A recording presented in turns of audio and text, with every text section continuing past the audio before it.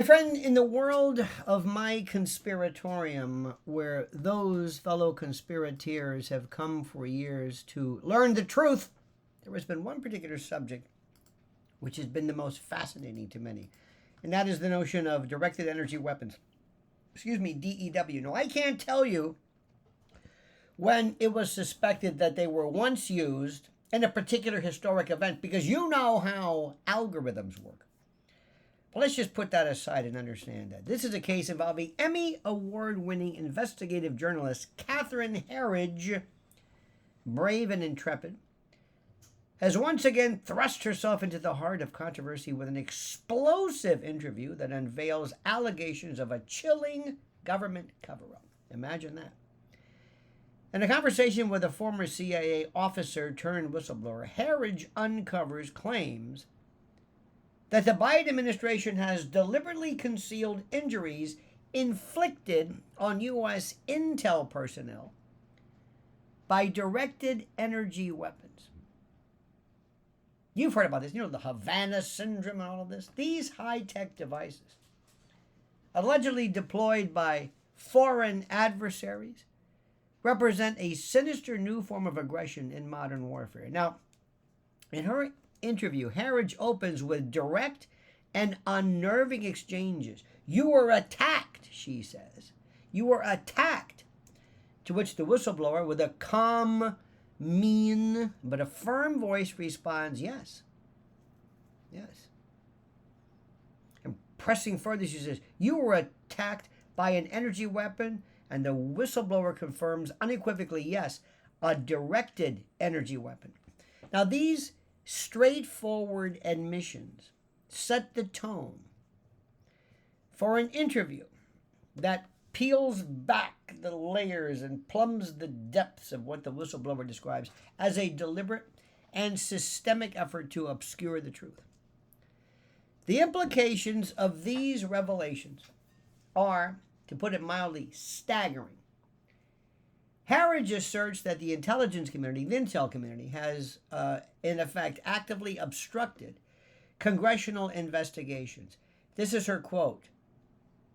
"That sounds like a government cover-up." The whistleblower agrees, painting a dire picture of institutional betrayal. "It's a cover-up," this is the quote, "and it's terrifying, and it should be terrifying for all Americans."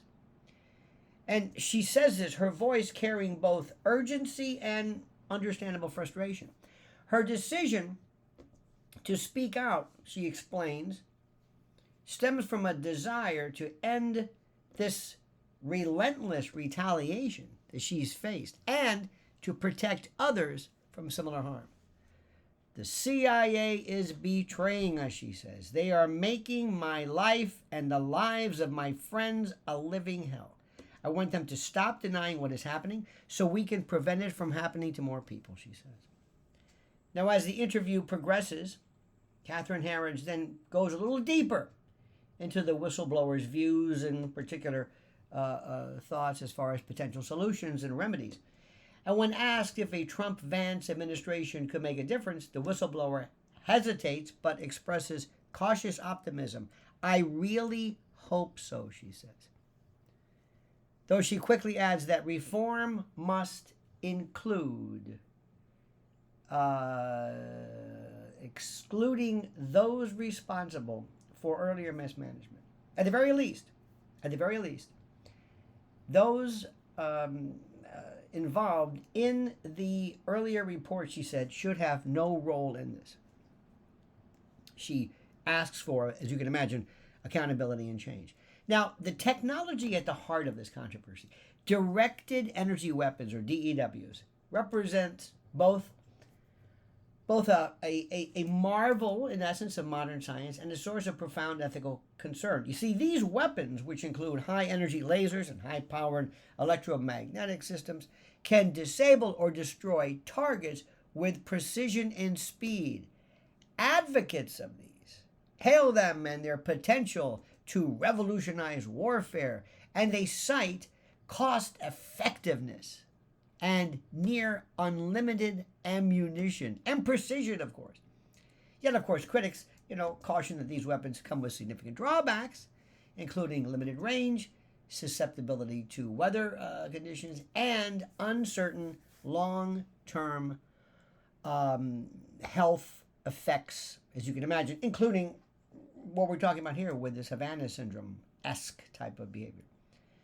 Now, this testimony underscores the darker side of DEW. She describes injuries that have left her and others with crippling neurological symptoms, cognitive impairments, and devastating financial burdens. These accounts add a human dimension that has often been treated as,